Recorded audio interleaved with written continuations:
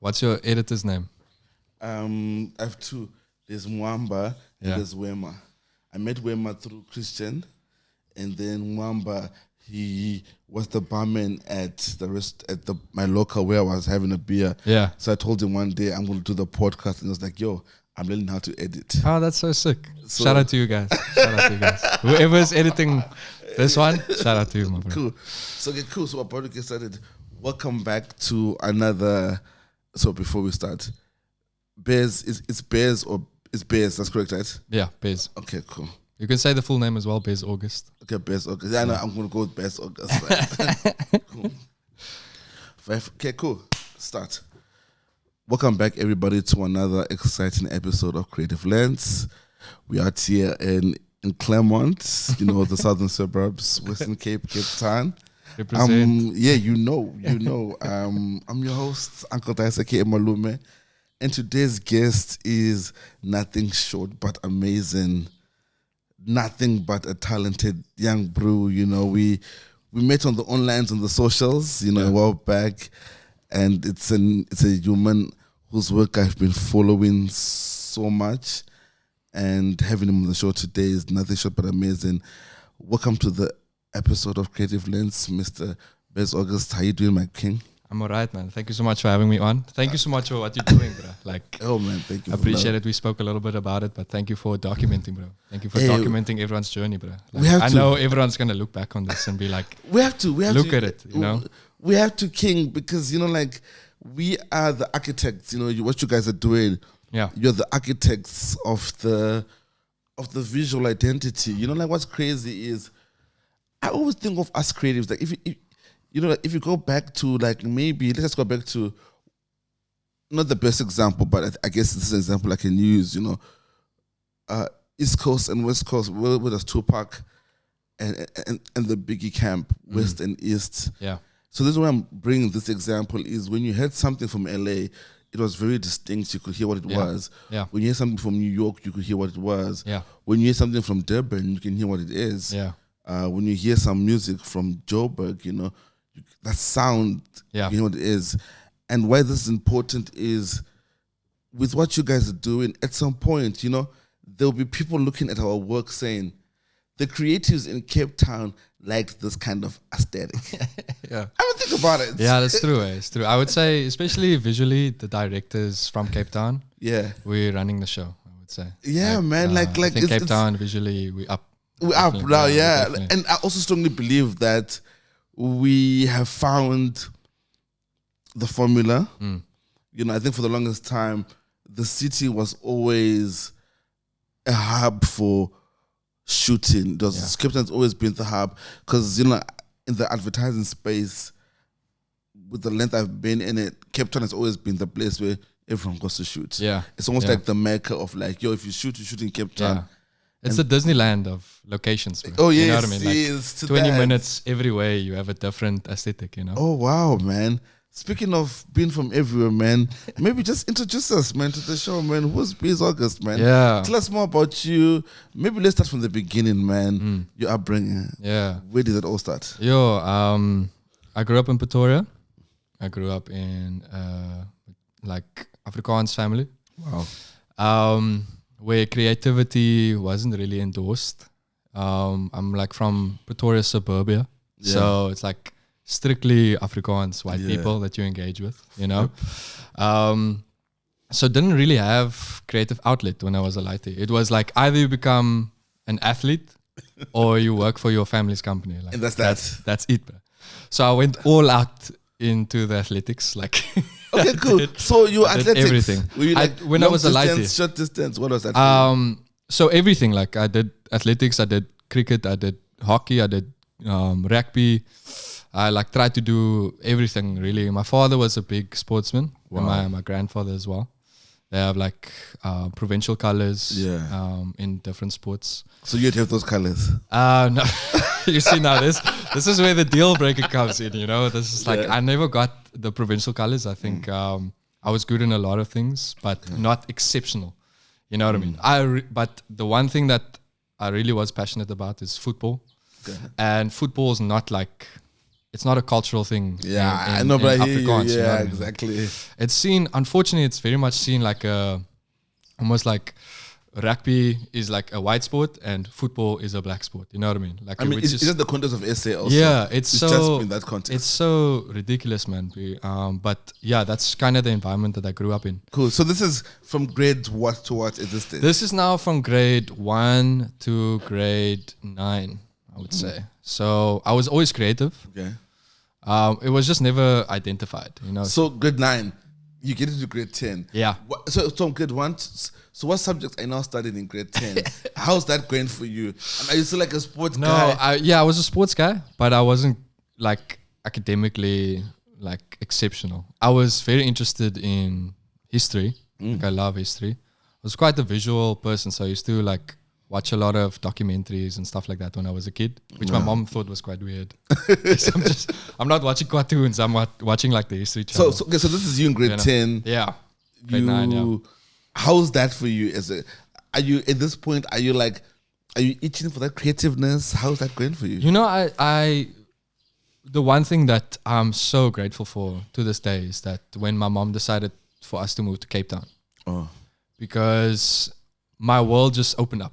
You know, if you can imagine, like that was the first time I met colored people in my life. Yeah, the first time I met Muslim people. Wow. First time I was in a black household. You know, like sharing a meal with different types of families and people. And that's the first time I met creative people, where it was like cool to be like the person that takes photos. No, fuck, but yo, man. You know what I mean? Can we just just stop there for a second? Yeah. You know, like, and I think this is also quite important for the context of South Africa. Yeah, 100%. But I just love how you explain in this one part, you coming from a pure African household, yes. You know, you're this post brew, yes. Life is going on for yes. you, right? So your world is your world, right? Yeah, of course. The stage. And then you come to Cape Town and you're saying, this is where you're getting all these experiences. Yeah. How was that for you at the time? I think, you know, in the moment, you just, as a kid, you just kind of like have epiphanies in the moment, but you don't really become grateful for it. Yeah, you know, at the time. Only later you realize like how massive of a like experience that was for me. Because if I look at the people that are from my childhood, like the people that I grew up with, they're all the same. You know, they're all no new experiences. Yes, yeah, exactly. And not to be offensive towards them, they just all, majority of them are still friends, and they still have like the similar upbringing and similar mindset. You know what I mean? But what's crazy is I get it, because it's also, you know, like, with in a good household, you're talking about like 25 years you're staying in that house. Yeah. Usually, like to your point. Yes. So you got your friends. So at what point are you realizing that you and your friends not really have different? Your experiences are a bit different at this time, right? Yeah. So at what stage did you have the moment where you're like, yo, I love where I came from and I love all my friends from that space. Yeah. But this new chapter is showing me this. Yeah. I think that's when I went back for the first time. Oh. Like, so after high school, I went back. Apologies. No worries. I went back to Pretoria for the first time. So this is after high school, grade 12. Yeah, so this is now 2 years from staying in so Cape Town. pause. Okay, pause. We got to get this right. Wait. Yes. So grade 9, so grade 10, you guys moved to Cape Town. Yes. So you had 2 years in Cape Town. 2 years in you Cape don't Town. leave Cape Town. Yeah. Oh, fuck. Yeah. Okay, tell me some more. Then I go back, and then I stayed with my friends from high school, from grade 8 and 9. And then I just realized the difference, you know, like I realized that like I liked different things. I liked like to dress like almost controversially, or like, you know, wear colors, like bright colors, wear a hat that would be funky. And there it was like, why are you wearing that hat, my brother? How was that for you? How are you feeling at this time? Because you're young. Yes. How are you coping?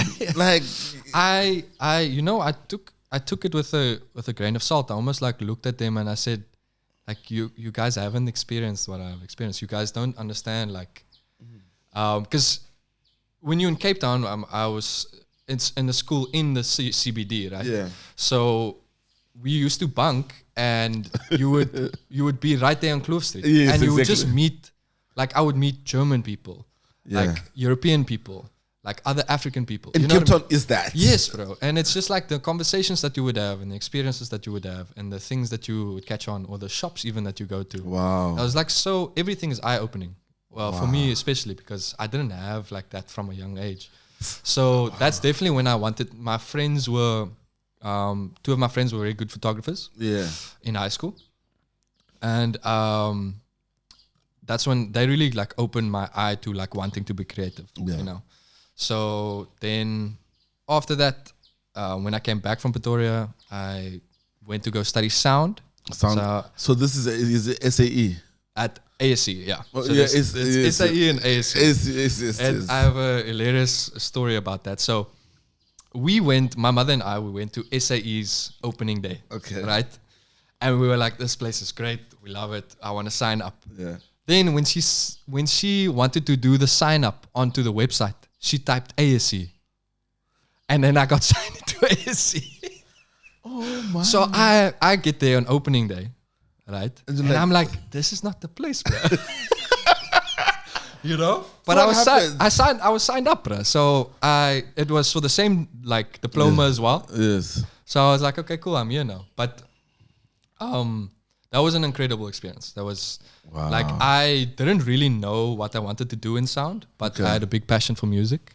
Like music. So this is after grade 12. Yes, this is now 19 years fresh age. new.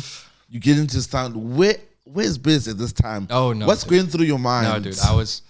I was not like a person with direction. I was smoking weed every day. Oh, I was, snap. you know what I mean? I was just going. Yes, bro. I was just going to class. I was trying to find myself. Mm. Maybe trying to just be friends with the new students, and like maybe talk to a girl like every third day or so. You know, what I mean? Just trying to be like a young adult. Yes.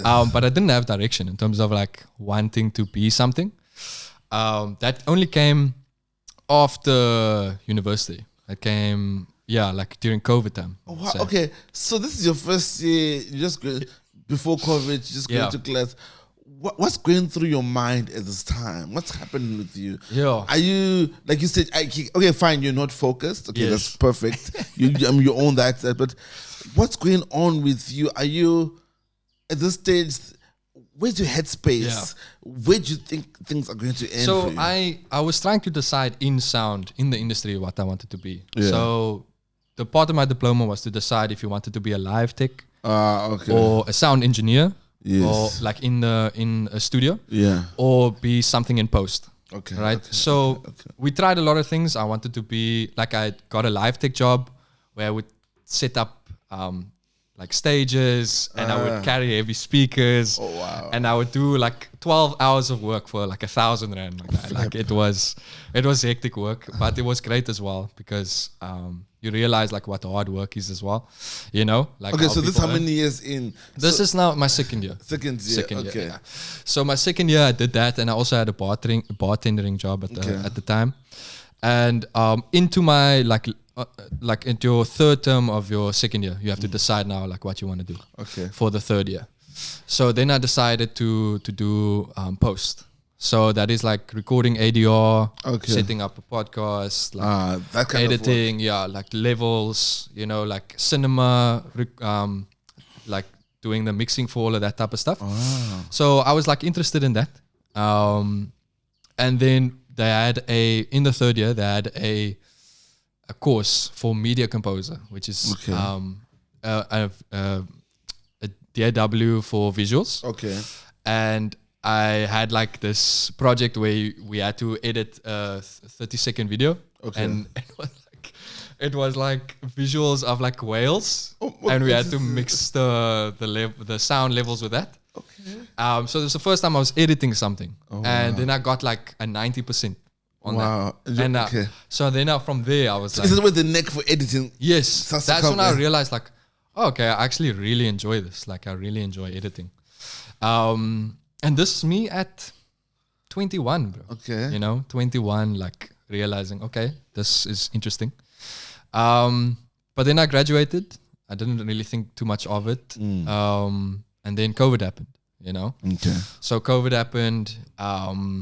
Everything came to a standstill. Like my plans, I had an internship that was supposed to happen that year, at the university, in 2020, but that fell through obviously because everything closed up. Yeah, COVID. Yeah, bro. And then I had to get like a corporate job to get cash. But so I had that for like 6 months or so. So this is year. throughout the COVID time. Yes. Yeah. Okay.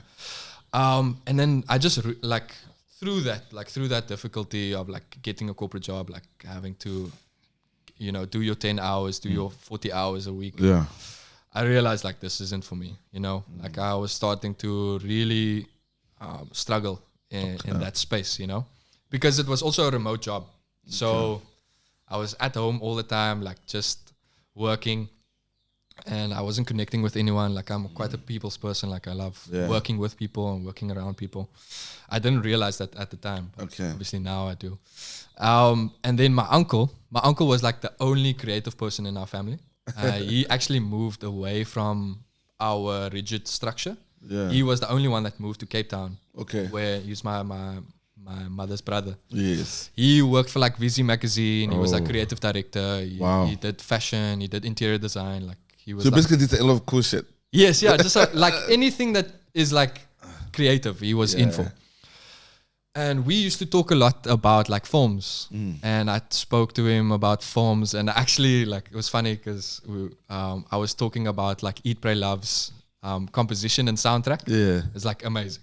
I have to say, like I don't know if you watch Eat, Pray, Love, but the music in it is amazing. Like whoever. But you listen to it from a different place. Yeah, definitely. But I think that's when he realized that I was a creative as well. And then one day he called me, and he's like, "What are you gonna do?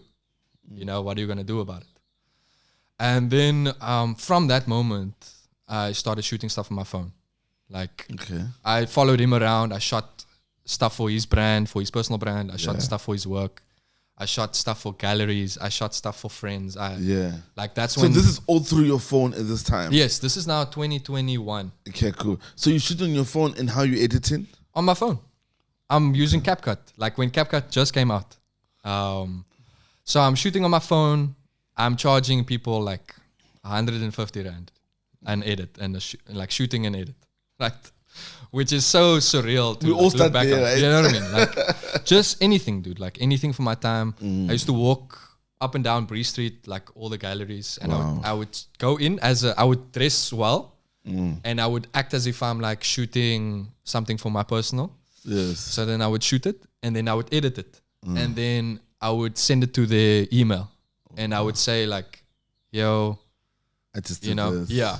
And I had an amazing person. Her name is Kay. She was best friends with my uncle. They had like a business together, and she kind of like nurtured me and like pushed me forward and like introduced me to people that I could shoot something for with my phone. This is like with my iPhone 8. Flip, man. And a gimbal, like a phone gimbal. Oh, wow. Yeah, bro. But I mean, we all could have sat somewhere. Yes, dude, 100%. Like if the thing that I appreciate about my upbringing like that, or my growth into where I am now, is that like just use whatever you have. Like that's the number one thing I would tell anyone right now if they want to get into videography or content or like just building a personal brand. Like just start shooting, like shooting and editing, like with whatever you have. You don't need to buy a camera immediately. You don't need to like buy software or anything. Just get whatever you have, CapCut and your phone, and start shooting, bro. Start shooting, start editing, like shoot your friends, and maybe find something or someone that you inspire to be. Yeah. So for me, it was Gakuyan. Yes. And like there's another editor called Pasalu. Like they are like the top of videography and social content in the world, I would say, right? Yeah. And whenever Gaku Instagram reel would drop, I would download it and I would watch it, and I would try to shoot exactly like that. Wow. I would get a friend of mine and I would try and shoot almost exactly like the effects and the way he was like shooting. Yeah, how he was cutting the pace. I would sometimes even use the same song, you know what I mean? Just to try and get the same feeling, the understanding of it, Wow. Yeah, man. So I mean, I just love that story because, you know, like, because part of a lot of the guests that have come on the show previously and just listening to you right now, it's really about you just practice. Yeah. So when you were shooting on your phone using CapCut, were you watching YouTube videos to learn? Yes, all the time. Was YouTube an important? All the time. I think YouTube is almost at such a level that I would even say like you don't need to go study. I would say the pacing at what you learn when, it takes so long. Like you would have to get to your third year before you really start learning things that you can practically implement. Yeah. What I would say for people if they are like contemplating between studying or maybe just going like going raw is just shoot. Like shoot and edit, YouTube it. Like if you are interested in something or you're wondering like how people do it, ask ChatGPT to even explain it to you. Because that wasn't even an hour. So easy, You know what I mean? Like I didn't have that really when I started. ChatGPT only became a thing really this year. But I abused ChatGPT. Like I would upload even with the file thing. I would upload files now or video files, and I would ask it like, can you identify these effects? So that I know the terminology of it. Wow. You know what I mean? So that I can know what to type into YouTube. Yeah, to look so for that I can stuff. learn. You know what I mean? Wow, Yeah, man. So here you are on YouTube and editing. This is just shortly after you graduate. Yes. You like you're paying 150, etc. And you're learning from others. Yeah. How does your journey grow from that point? I mean, are you saving up to buy a camera? Yes. What's going on there at the time? So it was it took long, man. That's also the other thing that I almost have to be honest with is that it doesn't happen overnight. Man. Yeah. You know what I mean? I was still working my corporate job. Okay. And I was shooting like that for like 6 months. And I started, I was bullshitting, bro. I was telling anyone and everyone that I could do their social media. Yeah. I could do your retail. I could do your e-com. I can do anything that you need me to do. I can do it. Yeah, I can do it. Like, and I would sit in a meeting, and they would ask me like, "Can I build a Shopify?" Yes. Like, I'd be like, "Yeah," like cool.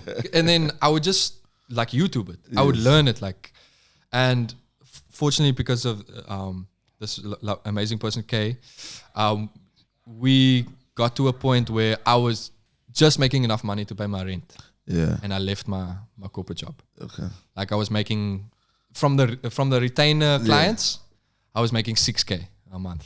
It was enough. It was enough to pay my rent, and I was like, I'll figure it out. You know what I mean? Because I knew like getting that 40 hours back. Yeah. Like just change. That is a lot more valuable. It's a lot more valuable than trying to balance the books. So here you know what I are. mean? You're doing work. You're working with Kate, right? Yeah. And you quit. How do things progress from you quitting? How was that like for you? So it definitely turned up the levels when I got just enough money to buy my camera. Yeah. I bought my camera. And what's the first camera? Yo, dude, it was a Canon EOS R. Oh, it was a hybrid camera, And I was such a novice because I'm trying to shoot visuals. Yes. I don't shoot stills, right? But I bought this camera because it was on a special, and I didn't do any research, dude. Ooh. I went to OMS and I was like, shout out Samantha. I've been buying from Samantha like this whole time. Yeah. I bought my first camera from her. I still buy my equipment from her. I asked her like, is this a good camera if you want to like shoot video? And she's like, yeah, that's a good camera. So I was like, all right, cool. That's all I needed to hear. Yeah. And I bought it. I bought that in a 24-70 lens millimeter. And I was shooting with that for like a year. And then I started, people started reaching me out for events. And I think that's the first time I actually saw you in the space as well. Oh yeah. Because I saw your work through my friend Jackie Queens. Yeah. She's the one who was like, yo, this kid, you gotta work with this kid. Oh, for real? Yeah. That's so cool. So that's how I came across your work, Wow. because she works with Desiree. Yeah. I think at the time it was just about it was year-end kind of vibes. Yeah. And she kept saying, yo, this kid. That's so cool, man. So there you go, Shout out. The work. So you get the camera. Yeah. What kind of work are you doing at this time? Are you out shooting weddings? Yeah. Are you No. out shooting clubs? Thank goodness. How are you? How are you going out? You have a camera. Yes. You have no job. Yes. Right. Your uncle had put you on. You have this community that's around you. Yeah, But yeah. how are you navigating you as in you? How are you doing it? I couldn't have done it without like people like, for instance, like Jodie Peterson, and Justine as well. The twins, the modeling twins. I don't know if you know about them. Shout out. Jodie's actually getting married, so shout out to you. Do the fashion brand? They have a fashion brand called Deuce. Yes, Yeah. yes, the twins. Yes, the twins. Yes, Yeah. yes. So I reached out to Jodie, and then I asked her like if you want to shoot something cool, like just like a fashion reel. So and we did, and it came out great. And then from that point on, we started shooting like her influencer branding content together. So that was a regular thing, and then I started shooting events. Like I remember shooting like some of Gorgeous George's stuff. Yeah. I shot that like any event, dude. I was like always in Bristol. So was this networking through Instagram? Yes. How was that process for you? Yes. How were you getting clients? It's fortunate. Thank goodness. Like I'm so grateful. Like people would always refer me to people, or like people would DM me and say like, this is what they have. Can I do it for them? Like it just always built on from that. And in the time, I was still shooting a lot of my own stuff. Okay. And in my own stuff, I always try to elevate and do like something that I haven't done before. So this time is you're working for yourself, but how is that journey for you to keeping you motivated? Yeah. What's getting you still up to say, I'm not getting a job, this is what I'm doing? That's a great question, man. I would say just that the mere fact that I was doing it. Like the change from my corporate job, right, to where I was at that time, like actually shooting and earning money. And like, I used to have these retainer clients, like hotel clients and an upholstery, a furniture brand as well that was in Stellenbosch.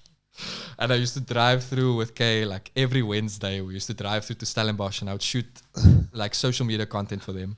Wow. And this was on a retainer, dude, and it was like for 3,000 rand, like per month, right? And I would do it like every Wednesday. And yeah, man, it just kept going. I did it for like a year and a half, dude, where it was just like any job, any opportunity, anyone that was keen, anything that came my way, I said yes to. That's what you're going to.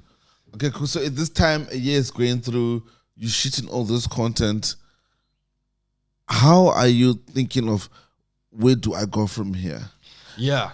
At that time. That's a great question, man. I would say I really wanted to become like a person that's known for like fashion and sport and like really interesting and dynamic type of camera movement and editing, right? So I just kept on doing it, my own style, my own type of edits, to try and build a bridge between the brands that I want to work with and the brands that I'm currently working with. So are you still 100% on YouTube? Yes. What touch points are you like your motivational points? Because, okay, cool, you're shooting. Everyone is, as you know, a lot of individuals have cameras. How are you then saying to yourself, how do I stand out? Yeah, man. As much as you're working. I think it's my editing. I think my editing has definitely been always my strong point. I adore editing. I think it's like an incredible creative endeavor. I think it's especially because it's a solo adventure. A lot of the times it's just you and your laptop like locked in, and you have to try and fail and try and fail and try and fail like all the time continuously. And I was just, every time I saw something cool, I would learn how to shoot it, and I would learn how to edit it, and I would try and do that. And then it just slowly came. I think I remember some personal brands, like some Cape Town brands approached me to shoot their campaigns. Then like Mr. Price approached me to shoot a campaign for them. So is it just due to the work you're currently working on at the time? Yes, I would say so. I would say that in my personal work, like I would always try and shoot like Jordan, great friend of mine. I would shot with him when I started out. Then I shot with Ken. Kensane, I'm sure you know that. Yes, exactly that. and I would shoot with them, and I would shoot with Jody, I would shoot with Zenith, I would shoot with the influencers that had a platform. A platform, yeah. So that, and then they would, thankfully, they would always tag me, or they'd always give grace. And I think through that, the brand started noticing who I was, you know, and what my skill is, you know. And how did you manage your costing exercise as you were growing? As you said, you know, like you know, you're working with, you're being put on, the relationships are getting the work through. But at what point are you relooking the costing? Yeah, how are we managing that? That's such a good point, because I think everyone, when we start out, we don't know how to cost ourselves. Yeah. I think we don't really have a scope of like how much things cost and what the value of what you're actually doing. And people try to obviously take advantage of you because you are newbie and you are new in the field. I think what was a big help was ChatGPT. At the time, I kept on asking for like a standard, like intermediate and expert level cost rate at that time. But most of the time, in all honesty, I would just take what brands were offering, you know? So were you like going to like, guys, what's your budget versus my cost is X? You know, for a while, you know, I would just take what they had. I think the first time I was asked, like, my rate was like, the second year I was in it. So I think when Mr. Price asked me, or when, I'm trying to think like what other significant job there was when they asked me for my rate. But just learning it was just really almost like, snap, what number can I throw to this?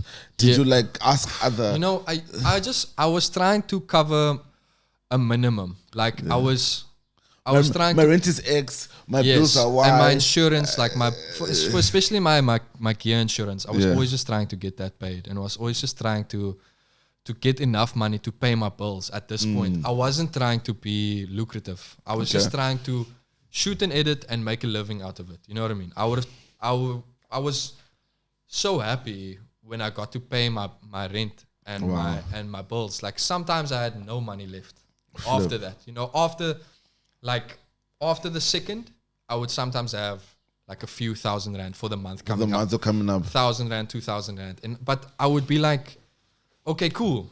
Ken, are you available? Let's shoot. Like Jody, are you like? Do you have anything coming up? Let's go. Like, and they always gave me work, and I was just so grateful for that as well. And people just referred me all the time, and thankfully, a lot of people that I've worked with, especially brands, they've always been honest. They would always say, "This is my budget. This is how much we have. Like, what can you do for us?" You know. And then you guys. So, how else are you growing your brand? Cool, you're getting this work. Cool, the brands are giving you the amount. But how else are you maintaining your brand? Because I see you have a website. Yes. Which is great. But how else are you growing your brand at this time? You know, that came late. That came only this year when I started becoming like professional about my movements, dude. I have to be honest. I think the main important thing is that I always just try to be very thankful after every job. And I tried my best. And sometimes I did more work than I probably should have. I would give more assets. I would try and edit more. And give more. Go the extra mile, really. Just every time. And just be so thankful and hoping that we will have another job soon again, you know? To actually get at it and going again. Yeah. I think it was just like, when I was on set, I was always trying to just be respectful and trying to like execute and trying to learn and just be that guy. I wasn't like, I'm still very much not a great, I would say, business person. Like, I don't always see myself as a personal brand. Yeah. But I'm learning. But the work is the brand, though. Okay? Yes. Because people buy into how you edit. Yeah, that's true. That's true, man. And that's the brand. Yeah. You know? No, I agree. I agree. But I think it's very important. And I think if I would have made things differently, I would have definitely tried to get a business mentor or some. I did have, fortunately, like people very much that were close to me that always try to advise me about it's like community learning. money, like Wajdi is like a person that I'm always grateful for. He was like a person that's a business savvy person. Yeah. And he will always ask me these things that I was like too scared to almost think about. You know what I mean? Like your costs and how much your rate, does it equate to like your billing? Yes. You know what I mean? Are you having a chat to them? Are you offering packages? Are you that type of chat? You Those know what things I mean? are important. It's so important, bro. And we don't get, I feel like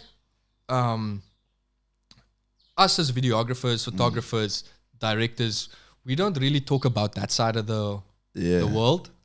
I don't know if we might want to seem like not educated or like ignorant towards the fact. But we love talking about the work and we love talking about the passion. But like, it would be great if we really talk about the like, other things that make that sense. stuff. Like, are you paying taxes, my dude? Do you have a business registered Small in your things, stuff? yeah. Do you have your things like, are your things insured? Like these things, I was fortunately like blessed with a person that knew about these things and then pushed me in the right they put direction. you on. I would have never learned it on my own, I would say. Well, I mean, I guess, you know, like with how you're going with your content direction and with your information direction, I also feel like it's something that you need to share, man, because like you say, not too many people even understand registering your business, 100%, dude. doing 100%. your tax, doing just those small things. But I think moving to big things and achievements, Isolate. Tell us a little bit more about that. Yo, Isolate. Wow.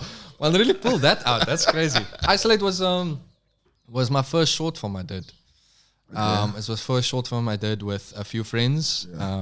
Shout out to Kelly and Flavio. Flavio was the DP on that and the co-editor as well. It was a thing that UCT was sponsoring. It was called Shotty's Short Film Festival. It's coming out. I think it's yearly. It's an annual thing.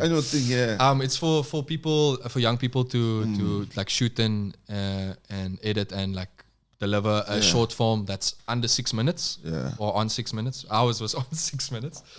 And you have to do it in 2 weeks. Yeah. You have to shoot and edit and deliver it in 2 weeks, right? So, that we just said, like, almost fuck it, bro. You know what I mean? And we got this concept that we thought of together. And, we went all out. That was the first time I was directing something. Wow. And like almost directing actors and talking to crew. And we were talking about, like, camera setup and shot listing, like doing pre-production like fully, right? And then sitting in the edit space and like we reworked the edit like I think 3 times. Wow. Bro. Shout out to Flavio because he so much patience, my guy. Wow. And we had this amazing moment where it was like, for example, on a Friday midnight you had to submit. Okay. Right. And an amazing sound engineer, his name is Yasin. He was my roommate at the time. He was doing the sound and he was busy doing the sound. We didn't know, obviously, the processes, so we didn't give him enough time. We gave him probably like 3 hours to do the sound for the entire short film, dude. Which is like, people would say, "Are you insane?" when you offer them that as a gig, right? Wow. And he actually did it. I think we submitted like 11:58. Flip like the day of the submission, dude. And the celebration was so big that I got a noise complaint, like because we submitted at like 11:58 and we all went crazy. And then the next morning they were like, so you have a noise complaint. So just going back to Isolate, just run us through what the process was for you guys and what are the key things that you can share with us, especially around working on projects that are such under pressure. What's important for me is I come from the advertising space and we work under pressure. So when I see almost like the time list or the guide to shooting the short flicks, for me I'm like, oh, that's shooting an ad. Yeah. How was that for you? I think it was amazing. I think like doing as much as you can, like going into the deep end, like just doing something that's so daunting. Like, cause I had never done narrative. Yeah. I'd never done a short film. Like, and that was just an amazing experience, like doing the castings, like doing like, sending out flyers, booking out a room, like getting people to come, talk about why they want the role, like going through that process, going through a teamwork, like talking about, you know, what would be best? Like how are we shooting there? Like also like doing it all guerrilla style. Yeah. No permits, no like access, no like Shotgun. just shooting until someone chases us away. You know what I mean? And then taking the footage that we have and then making it work. You know, it was so difficult. I think we shot it over 2 days, and we shot both of the days were like 16-hour days.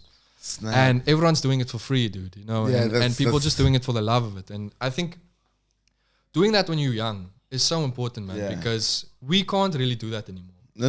You know, we can't block out 2 days, 2 days, 3 days, Yeah. and getting so many people that we respect and admire to come do stuff for free. You know what I mean? Like it's impossible. It's almost impossible, dude. And you feel very like grateful, especially even if it's like 2 people that come on board and do things for free for you, because you know it's like not in any other industry would you ask people to do stuff for free. You know, so I think I would just definitely tell people that want to get into it, like just get your friends. If you're still young, like just do as much as you can. Like when you have the free time, like just do as much as you can. Like go to OMS, go to Sunshine Gear House, like tell them your situation. Say like listen, just say listen, we just want the camera. Like they will say test shoot, it's cool, it's fine. Like they are great people. There are people that are willing to help you out. You know what I mean? Wow, you just gotta find them and you gotta execute, man. Build the community, I guess. Yes, yeah, 100%. And how did that particular short film do? Oh, it was amazing. I think we it was amazing. I think we won like 4 awards out of the 6, if I'm not mistaken. Wow. And I think the other 2 awards we came second and third. So it was incredible. It was, I mean, if you look at it now, you can see that it was done on 0 rand. You know what I mean? But for the time, it was a massive reassurance to me that I could do it. You know? So post this, you're working on this movie. So when was this done? Towards this time? This is this is not in my 2nd year of working. This is me at like 23, I'd say. Wow. Yeah. And okay, this is done. Where does Adidas come in? Yo, Ashley Ben, like, yo, my guy. Shout out to that man. Do you know what's so crazy much respect to him. I actually worked with Ashley at some point. Yeah. I was a strategist on the Adidas account. Yes. And that's how I met Ashley. I think impossible is nothing. Yeah. 100%. Dude. Yes, that 100%. was the campaign. Adidas. Amazing, dude. Like, tell us a little bit more. How did you meet Ashley? Yo, Ashley and I were following each other. Obviously, Instagram is always the gateway. Yeah. And I think Damien Willemse, he's good friends with Damien Willemse. Yes. Shout out to Kaza. He had a social media campaign that he needed to do for Oakley. Okay. I was very much in that space at the time. I was doing a lot of social edits, social branding content like Office London and stuff like that, sports scene as well, I think. And then Ash like reached out to me and he said, yo, I have this social media like concept that we need to do for Gaza, that we need to do for Gaza, and I don't even know. Okay, I'm just gonna say again, yeah. We can. Perfect. Cool. Okay. We're back again. Well, crazy. There's a car parked outside. I guess as part of the podcast. We. It wasn't me. It wasn't. It wasn't me. Okay, I just cool. wanted to make sure on that. I guess maybe we were talking about Isolate. Yeah. So we can just revisit. We were speaking about Adidas and how I met Ashley Ben. Yes. So I met Ashley Ben. He had a brief for me that for Damien Willemse, he had an Oakley campaign that he wanted to execute, and I think he reached out to me because I was doing a lot of socials that time. And yeah, I think Ash has like this amazing way of just working with people that are new in the field or identifying people that have talent. And then bringing them on board whenever he sees that they are able to.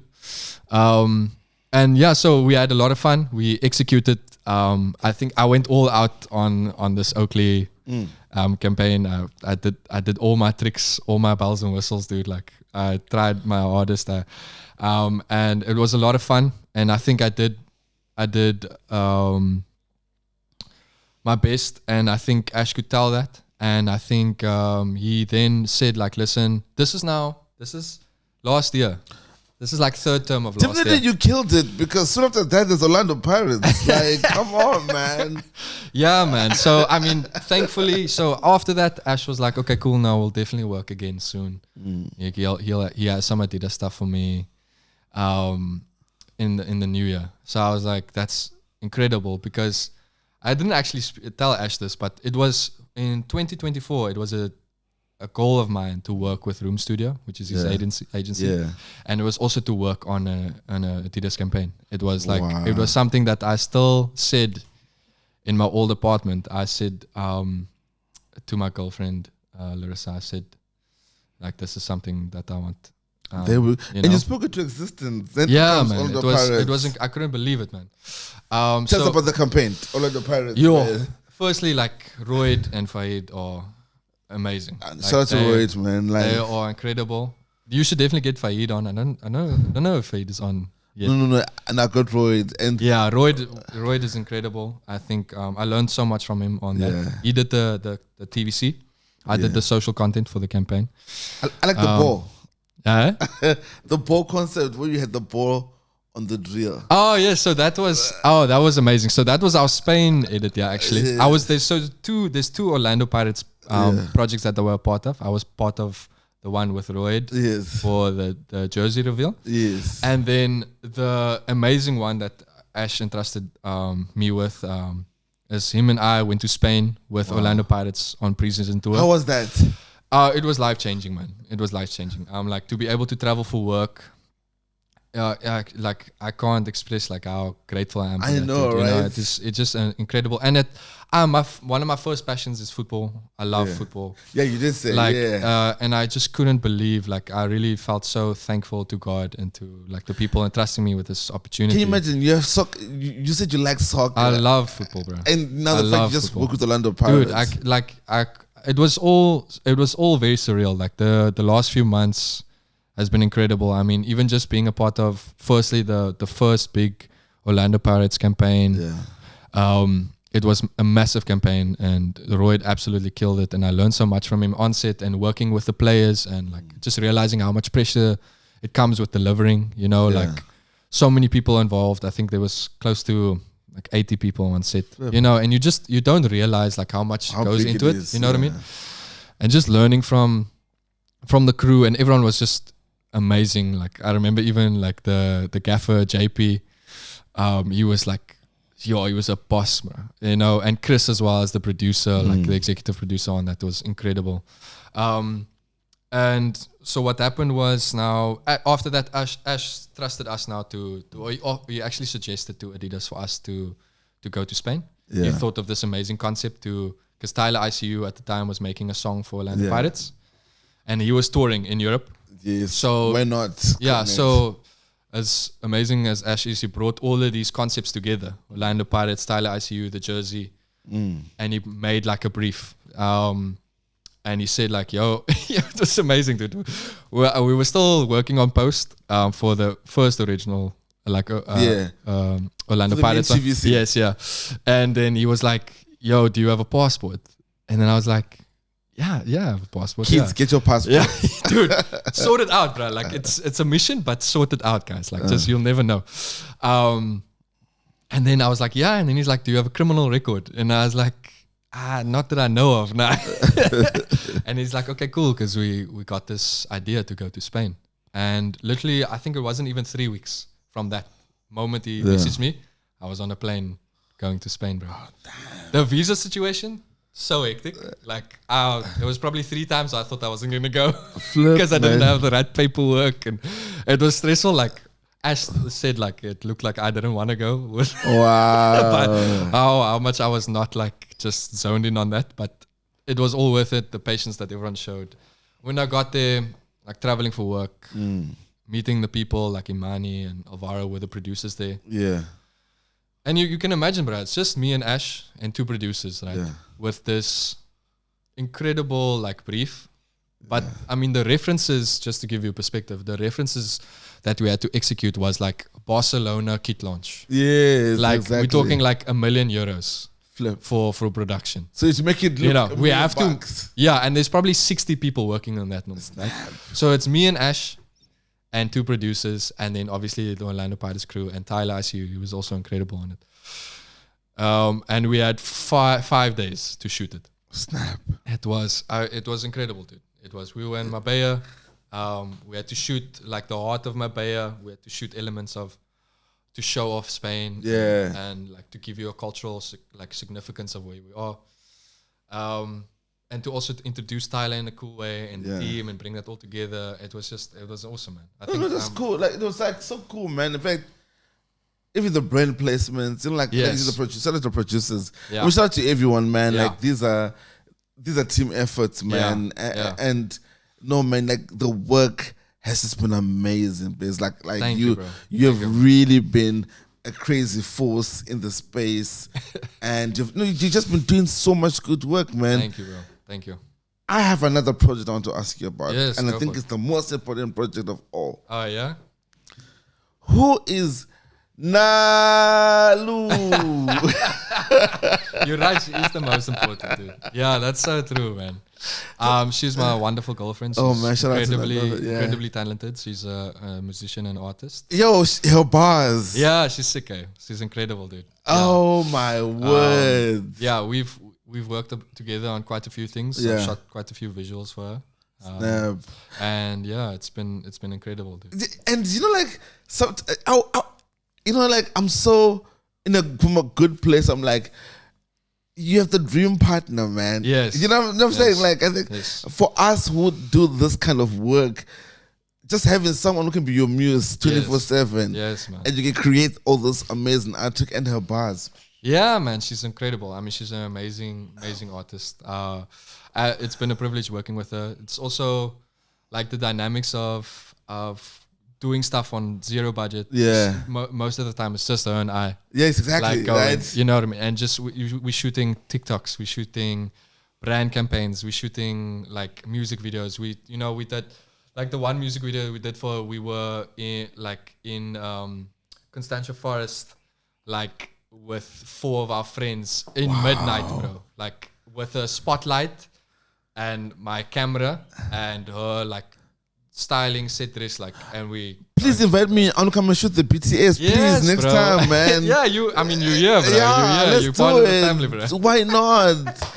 No, I Definitely, just love it, man. Because like like I was trying to do some research, with the team, just trying to get some questions, and I was like, yo, man, because like us creatives and relationships, we struggle. Yeah, that's true, man. That's a good point. And not anything bad with it. I think just due to our work schedules. Yeah, I think it's also if you're dating someone that isn't creative. Yeah, there's also quite a rift. And it's also sometimes dating someone that is creative, because I think as a creative, your first passion or your first calling is like to create.